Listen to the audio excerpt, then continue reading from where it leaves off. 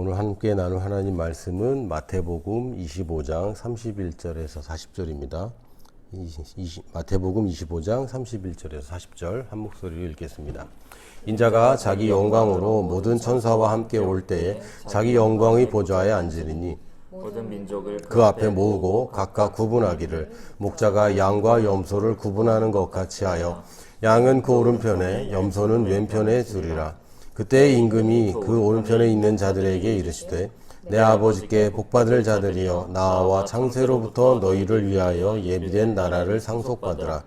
내가 줄일 때에 너희가 먹을 것을 주었고 목마를 때에 마시게 하였고 나그네 되었을 때에 영접하였고 헐벗었을 때에 옷을 입혔고 병들었을 때에 돌보았고 옥에 갇혔을 때에 와서 보았느니라. 이에 의인들이 대답하여 이르되 주여 우리가 어느 때에 주께서 줄이신 것을 보고 음식을 대접하였으며 목마르신 것을 보고 마시게 하였나이까. 어느 때에 나그네 되신 것을 보고 영접하였으며 헐벗으신 것을 보고 옷 입혔나이까. 어느 때에 병드신 것이나 옥에 갇히신 것을 보고 가서 배웠나이까 하리니 임금이 대답하여 이르시되 내가 진실로 너희에게 이르노니 너희가 여기 내 형제 중에 지극히 작은 자 하나에게 한 것이 곧 내게 한 것이니라 하시고. 아멘. 이제 마태복음 24장 이후에 계속 보면 예수님이 이제 제자들과 헤어질 결심을 하시고 이제 마지막 당부들을 하시는 말씀들이 있고요. 또 마지막 때에 어떤 일이 벌어질지 거기에 대해서 이제 그래도 가장 많은 부분을 할애하고 있는 것이 마태복음 이제 후반부입니다. 근데 마태복음 25장에 보면 첫 번째는 열처녀의 비유가 나와요. 5명은 기름을 준비했고 5명은 기름을 준비하지 않았고, 근데 신랑이 언제 올지 모르는데 갑자기 들이닥쳤을 때 기름을 준비하고 있던 자들이 이제 그 잔치에 참여하고 준비하지 않고 그냥 넋놓고 졸던 사람들은 잔치에도 아예 못 들어가는 그런 비유를 해주셨고, 두 번째로 있는 비유가 5달란트 주시는 비유입니다. 그 달란트를 각각 그 능력대로 각각 역량대로 5달란트, 3달란트, 1달란트를 주셨을 때 각각 맡은 역량대로 2배씩을 남겼는데 1달란트 받은 사람이 이제 아무것도 안 하고 악하고 게으른 종이라고 이제 혼나는 장면이 나오고요. 그 다음에 있는 장면이 지금 오늘 읽은 그 양과 염소를 나눈다라고 표현하시고, 어떤 사람들은 너희가 나에게 이렇게 잘했다, 또 어떤 사람에게 너희가 나에게 아무것도 안 했다, 이렇게 비판하시는 이런 장면이 나옵니다.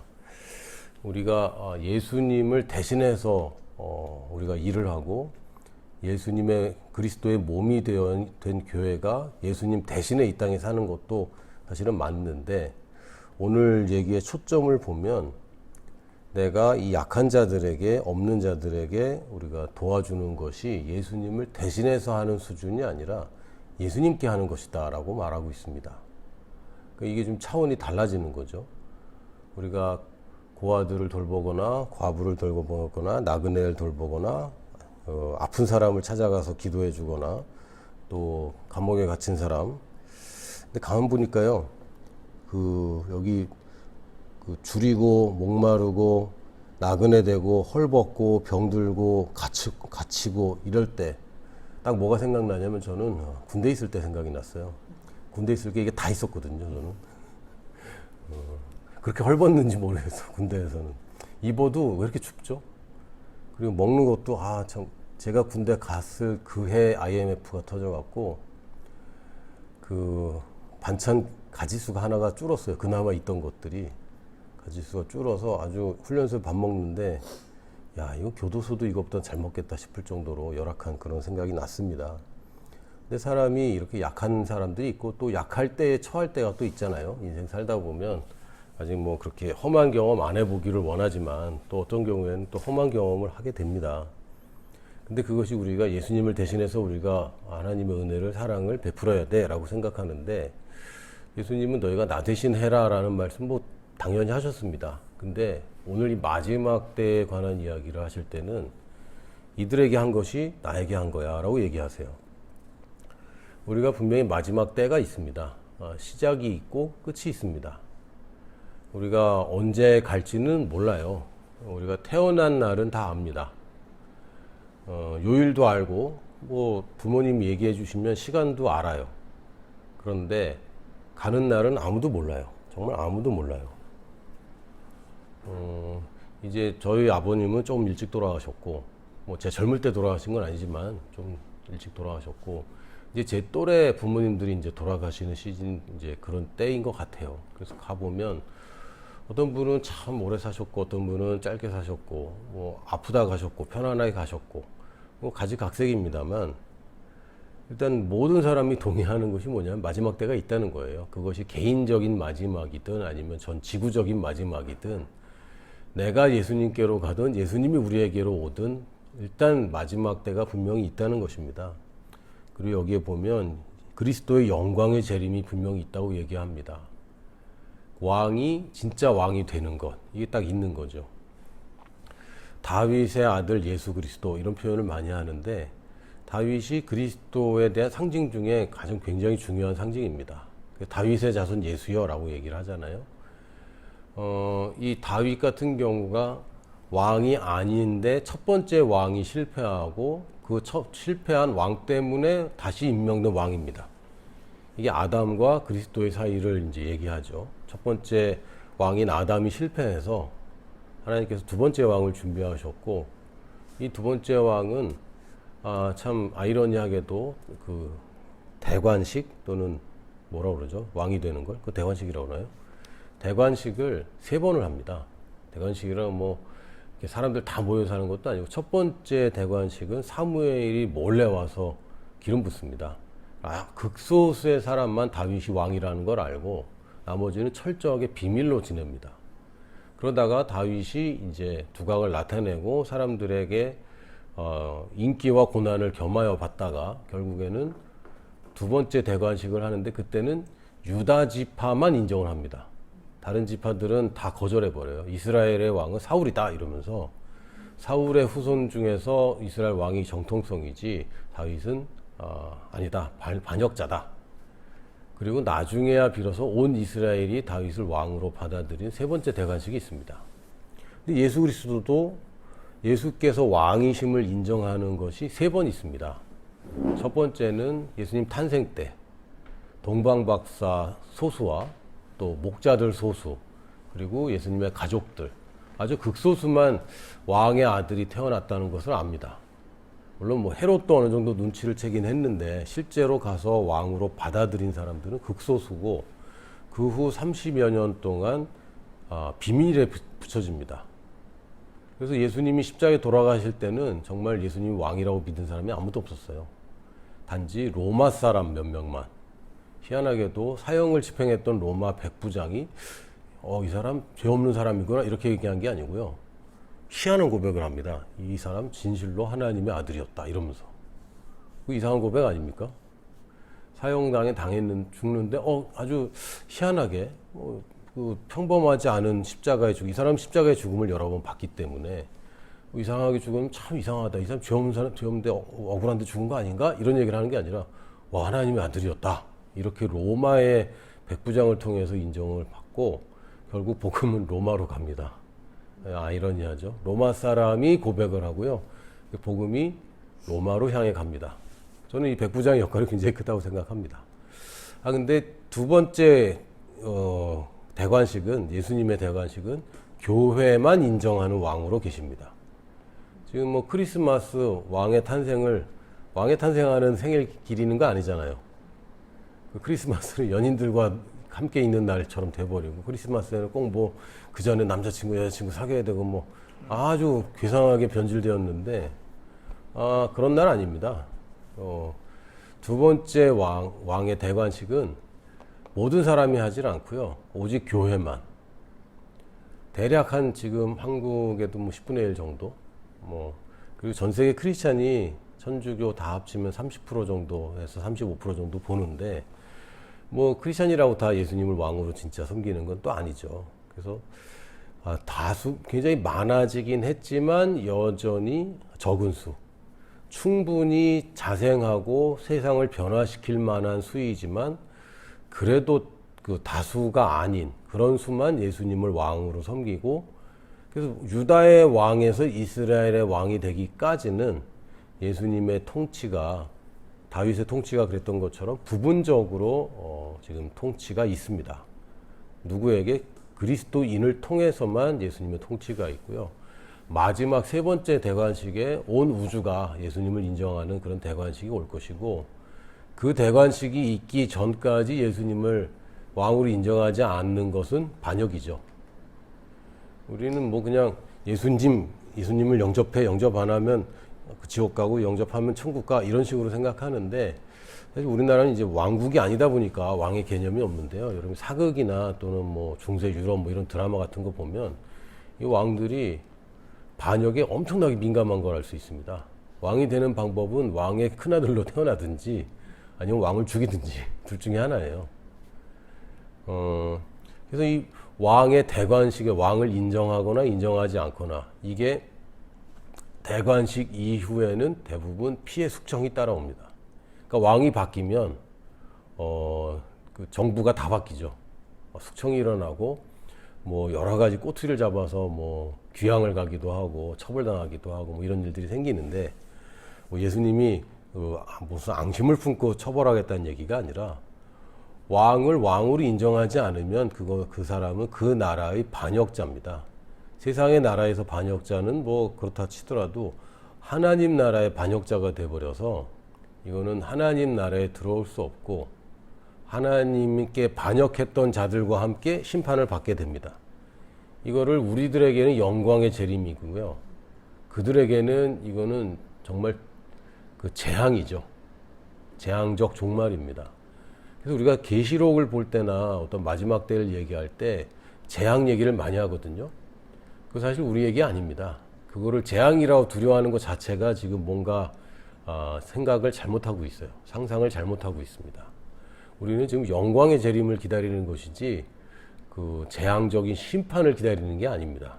우리는 이미 면제되었고, 예수님 영광의 재림을 할 때에 여기 보면은 모든 민족을 그 앞에 모으고, 모든 민족 얘기가 계속 나옵니다. 예수님의 재림이 나올 때마다 모든 민족 얘기가 나오고, 이 대관식 소식을 못 들어서 그 대관식에 참여 못하는 사람들이 생긴다면 그건 왕의 잘못이고요.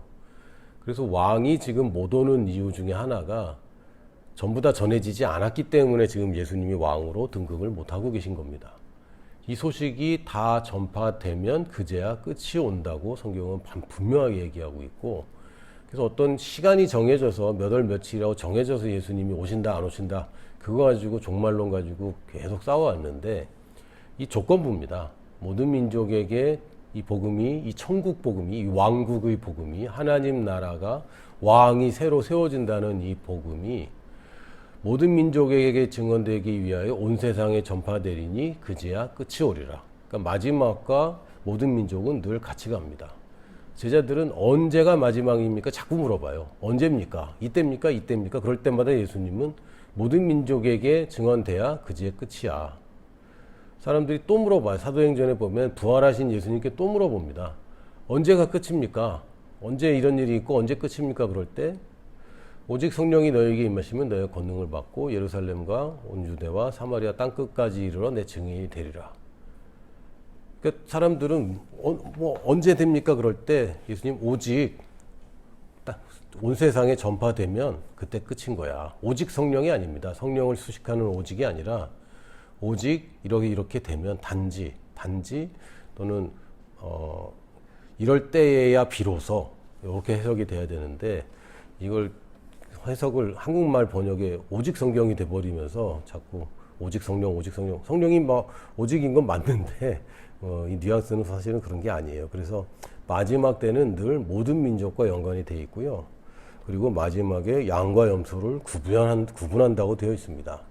이렇게 얘기하면 크리스찬들이 또 나 염소가 된 거 아니야? 이제 또 이렇게 착각합니다. 여러분 걱정하지 마세요. 왜냐하면 이 오늘 마태복음 25장 31절부터 마지막까지 계속 쭉 읽다 보면 덜컥 겁도 나고, 내가 잘못했다는 생각도 들고, 그럼 나 어떻게 해야 되지? 막 이런 고민이 들 수밖에 없어요. 내가 이런 사람들 찾아가서 도운 적이 없는데, 또는 도운 적은 있지만 요새는 또 안 했는데, 이제 이렇게 생각을 하는데요. 그냥 상식적으로 생각하시면 됩니다. 여러분이 얼마나 많이 도왔는자가 기준이 아니라 이 작은 자들을 섬겼느냐 안 섬겼는 자가 기준인 것이고요. 여러분이 100번을 잘못했더라도 한 번 주님께 은혜를 베풀었다면, 말이 좀 이상한데 주님께 뭔가를 잘해드렸다면 주님이 100번 잘못한 걸 기억하시겠습니까? 한 번 잘한 걸 기억하시겠습니까? 종들은 100번 잘해도 한 번 잘못하면은 혼나요. 자녀는요? 자녀는 그렇지 않습니다. 자녀는, 특히 왕의 자녀들은, 이 상속자들은 예수님이 한 번 예수님께 좀 뭔가 잘했던 것들 예수님이 결코 잊어버리지 않으십니다. 이 사람들이 놀래잖아요. 우리가 언제 주님께 뭘 잘해드렸어요? 이렇게 놀래는데 이 사람들이 기억 못하지만 선한 일을 한 것에 대해서 예수님이 꼭 갚아주십니다. 이게 좀 번역이 참 왜 이렇게 했을까 제가 좀 모르겠는 게 뭐냐면 34절에 보면 그때 임금이 그 오른편에 있는 자들에게 이르시되 내 아버지께 복 받을 자들이여 나와 창세로부터 너희를 위하여 예비된 나라를 상속받으라. 왜 복 받을 자들이라고 했는지 모르겠어요. 그 미래형은 아니거든요. 복 받은 자들인데 이 번역하신 분이 이 땅에서 우리는 아직 복 못 받았어. 천국 가야 복이야. 이렇게 생각을 했는지 복 받은 자들입니다. 복 받은 사람들. 이 복 받은 사람들이 뭡니까? 예비된 나라의 상속자들입니다. 창세로부터 너희를 위하여 예비된 나라가 있다는 거예요. 그러니까 하나님이 창조하실 때 계획한 나라가 있습니다. 그 나라를 설립하려고 아담을 세워놨는데 아담이 다 팔아치웠죠. 그래서 실패했던 것을 예수님이 회복하셨고 예수님의 세 번째 대관식이 끝나면 다시 그 나라가 회복됩니다. 그게 바로 하나님이 창세 때 계획하신 나라이고요. 예비된 나라고 우리가 상속받는 그 나라입니다. 우리가 하늘나라 가서 영원히 사는 거 아닙니다. 하늘나라 가서 영원히 살면 몸의 부활이 왜 있어야 됩니까?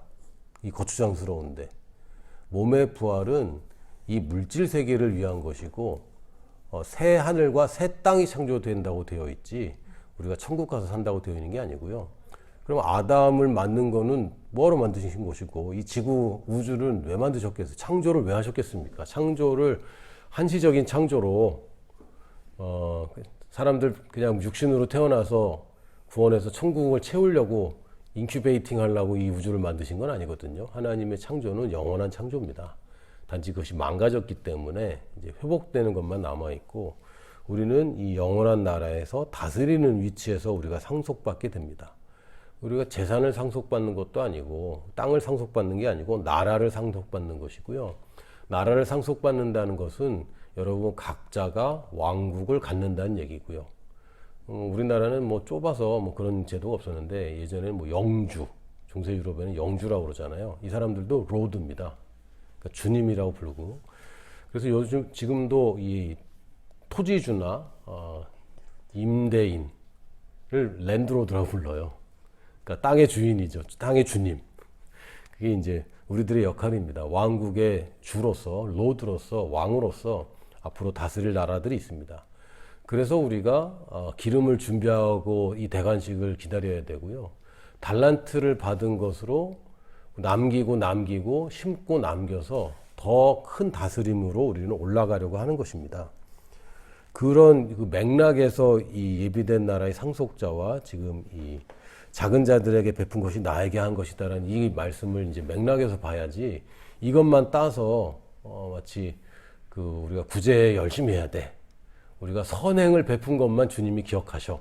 이렇게 보면 곤란하고요. 모든 민족이란 얘기가 나오는 걸 보면 이거 선교적인 관점에서 봐야 되는구나.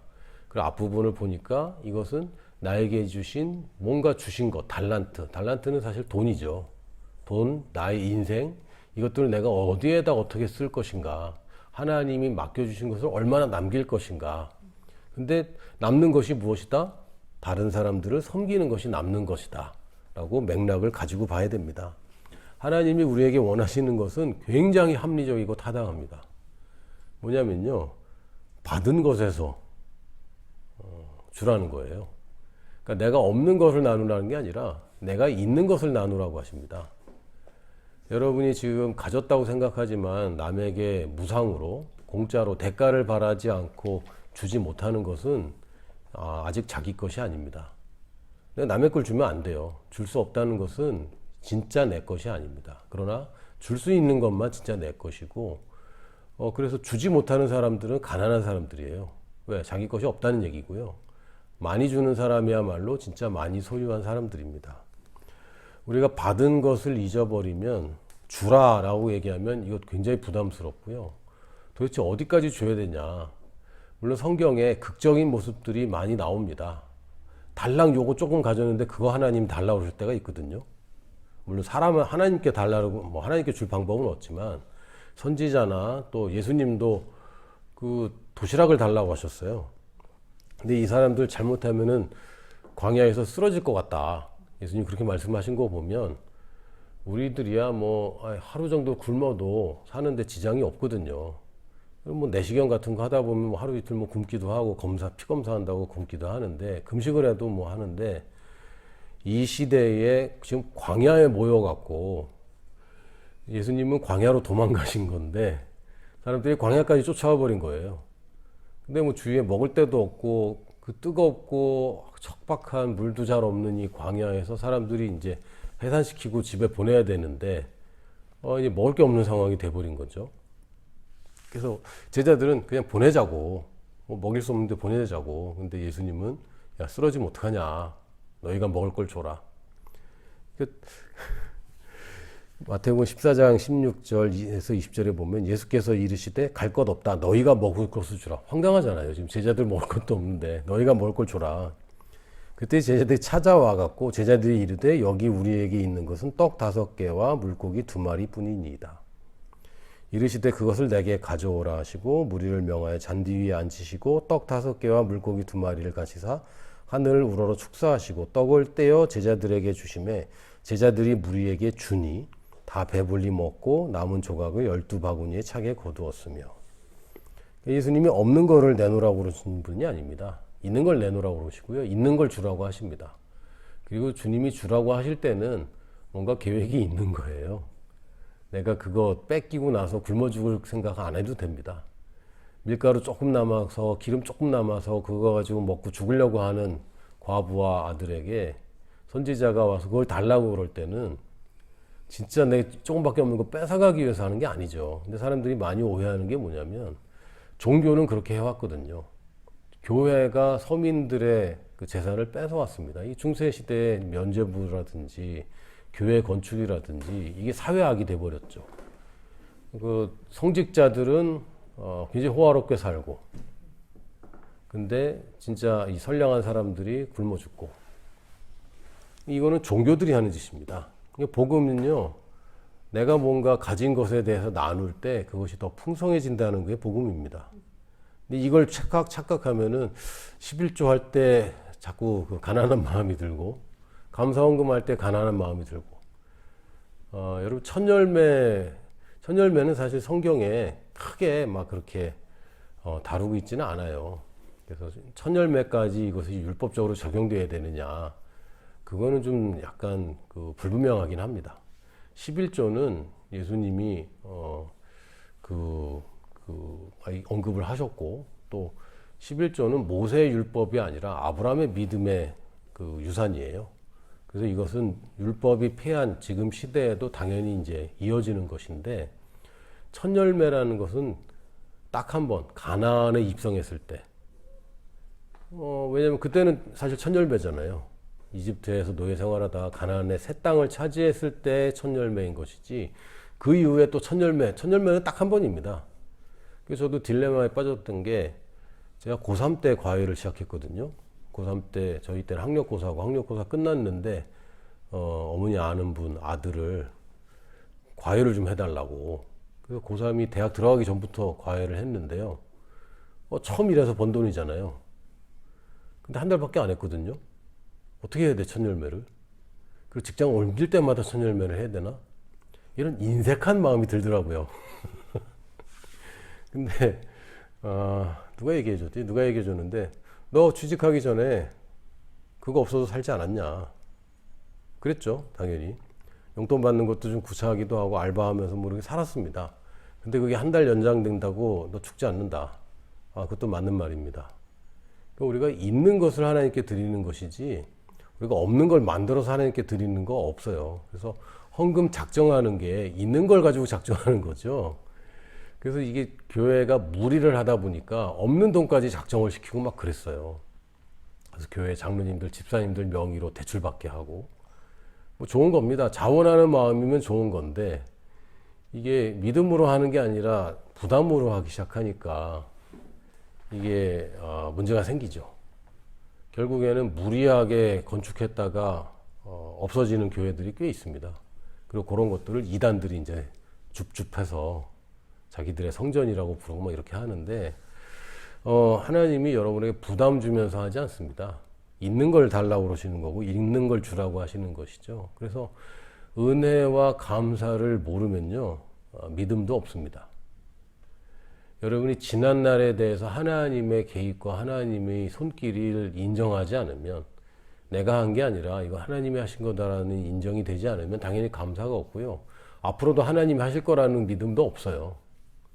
그러니까 감사를 잘하는 사람들이 믿음 생활하는 것이지 내가 과거에는 이랬지만 앞으로는 믿음 생활 잘한다. 과거에 감사할 게 별로 없지만 믿음으로 이걸 취할 거야. 내 지금 가난해서 벗어날 거야. 이런 접근식은 사실은 왜곡된 겁니다. 내 과거에 대해서 하나님의 은혜를 발견 못하면 앞으로도 발견 못하게 됩니다. 그래서 감사하라고 얘기를 하는 것인데 마치 없는 거 마른 수건 짜내갖고 하나님께 드리라는 식으로 자꾸 종교가 왜곡을 해버려서 이 좋은 것을 사람들이 놓치게 됩니다. 우리가 나눌 것이 없다고 하지만 우리보다 더 작은 사람이 있어요. 할렐루야. 우리가 능력이 없다고 하지만 우리보다 더 우리의 능력, 작은 능력이 필요한 곳이 분명히 있습니다. 제가 이제 코로나 전에 런투기브라는 동아리 형식으로 청년들하고 인도네시아 교육봉사를 다녀왔는데 이 친구들이 뭐 공부를 잘한 친구들도 아니고 어떤 경우는 전문대 다니고 어떤 경우는 뭐 영어랑은 담쌓고 사는 그런 친구들이 영어를 가르쳐야 되니까 처음에 얼마나 부담스러운지 몰라요. 근데 직접 가서 인도네시아의 교육 상황이나 거기 있는 친구들을 만나서 얘기를 해보고 하니까 이 친구들의 그 결론이 뭐냐면 내가 누군가에게 영어를 가르친 건 평생 처음이다. 이런 친구들이 있어요. 영어를 가르칠 일이 없잖아요. 뭐 과외라도 해야 영어 가르치지 학생들이 무슨 과외를 하겠어요. 뭐 영어를 다 가르쳐 본 적이 없잖아요. 근데 해보니까 자기가 배운 게 존재하는구나. 그러니까 자기가 있다는 걸 몰라요. 언제까지? 줄 때까지는 자기가 있다는 걸 잊어버릴 수 있습니다. 근데 주는 것을 통해서 자기가 받은 것을 분명하게 알게 되는 거죠. 준다는 거는 이미 내가 가졌다는 얘기고 이것은 내가 받은 것입니다. 근데 주기 전까지는 내가 진짜 받은 것을 감사할 수가 없어요. 그래서 우리가 뭐 선교원금을 하고 우리가 보내는 교회라고 이름을 붙여서 사람들이 이름이 좋다고 하는데 되게 부담스러워하는 것 같더라고. 적어도 우리는 가지는 교회는 아닙니다. 보내는 일을 하는데 그들 뭐 작은 사람들이 적은 사람들이 모여서 보내기 시작하는데 근데 우리가 보낼 곳은 분명히 있습니다. 예수님 다시 오시기 전까지 우리가 도울 사람들은 늘 있습니다. 뭐 한국에는 이제 거지가 없다. 특히 저희가 이제 예전에 분당에 살 때 분당에는 거지가 없어요. 이렇게 국어라는 사람들 사실 1호선 타면은 굉장히 많이 있었거든요. 근데 분당선에는 없었어요. 뭐 지금은 1호선도 거의 뭐 잘 안 보이긴 하는데 우리 눈에 보이지 않고 열악한 사람들이 꼭 우리가 찾아가야 될 정도로 숨어 있긴 하지만 그래도 분명히 있고요. 전 세계적으로 보면 한국만큼 잘 사는 나라가 없을 정도로 아니 우리가 볼 때는 이거 한국 심각하다고 그러는데 왜 전 세계에서는 우리의 그 순위가 떨어지질 않지? 뭐 좋은 것만 봐서 그런지 뭐 G7에서 일본을 빼고 한국을 넣어야 된다 뭐 이런 얘기까지 나오더라고요. 이 말이 되는 건가? 잘 모르겠는데 이번에 또 뭐 로켓 하나 쏴갖고 막 드디어 뭐 우리나라도 우주 강국이다 막 이러고. 근데 사실 우리나라가 개발한 거 아니고요. 구소련 당시 러시아에서 로켓 모형을 줬는데 얘네들이 핵심 기술을 안 빼고 줬어요. 그래서 그거 아주 잘 개발했습니다. 거저 먹었죠. 근데 이거 받은 거예요, 사실은 다. 우리나라가 미국에 원조 받았고, 전 세계에 원조 받았고. 저는 예전에 춘천 갔을 때 충격받았어요. 이디오피아 참전비가 춘천에 있더라고요. 어릴 때는 그냥 그런가 보다 그랬는데, 나이 들고 보니까 이디오피아에서 우리나라에 참전했다고? 제가 그 청년 때만 해도 이디오피아는 가난과 기아, 정말 애들 그냥 삐쩍 말라서 죽어가는 그런 나라였거든요. 이디오피아가 우리나라를 도와줬다고? 충격받았어요. 필리핀이 우리나라 원조해줬고. 근데 지금 생각해보면 이게 말이 되는 거냐고요. 이제는 우리가 줄 때입니다. 성경에서 보면 이 예수님의 마지막 때에도 제자들에게 이렇게 주는 것에 대해서 강조를 하셨는데, 사도 바울도 에베소를 떠나면서 이 사람들에게 마지막 인사를 하는 장면을 보면 바울이 이렇게 얘기합니다. 사도행전 20장 33절에서 35절을 보면, 내가 아무의 은이나 금이나 의복을 탐하지 아니하였고 여러분이 아는 바와 같이 이 손으로 나와 내 동행들이 쓰는 것을 충당하여 범사에 여러분에게 모본을 보여준 바와 같이 수고하여 약한 사람들을 돕고, 또 주 예수께서 친히 말씀하신 바 주는 것이 받는 것보다 복이 있다 하심을 기억하여야 할지니라. 이 말을 마치고 에베소의 성도들과 이제 작별 인사를 하고 떠나는 장면이 나옵니다. 그 예수님도 너희들 돈 관리 잘해야 되는데 돈 많이 모을 생각하지 말고 많이 주는 걸 생각해. 그게 나한테 하는 거야. 라고 얘기했고, 이건 모든 목사들과 사역자들에게 굉장히 부담스러운 말을 사도 바울이 한 겁니다. 내가 은이나 금이나 의복을 탐하지 않았다. 그러면서 여러분이 아는 바와 같이 내 손으로 나와 내 동행들이 쓰는 것을 충당했다. 이거 선교사들한테 이거 너도 이렇게 해라 그러면 엄청 부담스럽거든요. 선교지의 그 수입이라는 게 한국 선교사들이 살 수 있을 정도의 그런 게 아니고요. 뭐 집도 없고 사실 모든 게 다 없는 상황에서 이방인이 현지인들과 똑같은 삶을 살 수가 없습니다. 그렇지만 사도 바울의 모범은 뭐였냐면, 이게 100% 자립이든 몇 퍼센트 자립이든 자기뿐만 아니라 자기 동행들이 쓰는 것을 충당했다라고 얘기를 합니다. 그러면서 담대하게 너희들이 다 봤잖아. 이렇게 얘기를 하면서 범사에게 내가 너희들한테 모범을 보여준 것처럼 수고해서 약한 사람을 도와라.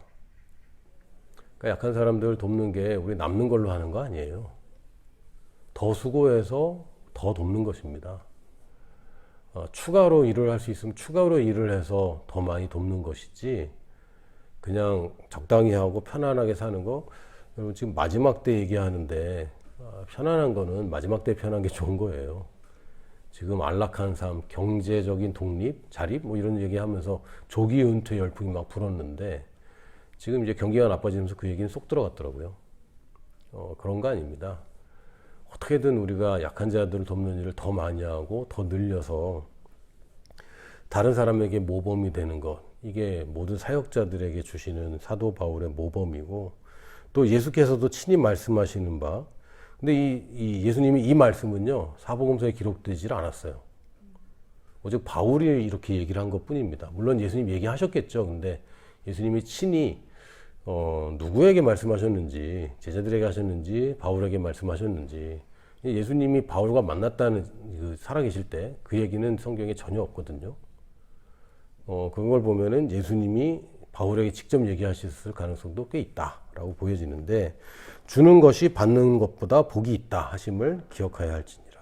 우리가 기억해야 됩니다. 주는 것은 받는 것보다 더 복이 있습니다.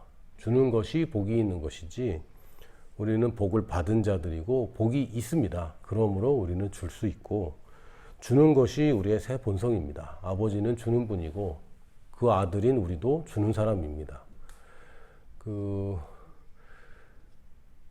제가 만나보니까 특히 집에 가보면 그 집안 분위기가 딱 나오거든요. 특히 식사를 해보면 그 집안 분위기가 나오는데, 가만 보니까 어머니 손 크기가 딸의 손 크기더라고요. 대부분 그렇습니다. 막 반찬 엄청나게 차리는 집들이 있어요. 그리고 막 싸줄 때 이걸 왜 이렇게 많이 싸주나 이런 집들이 있는데, 어머니가 그런 분이고 딸이 또 그래. 그러니까 어머니가 손이 크면 딸도 손이 크더라고요. 아버지가 손이 큰 분입니다.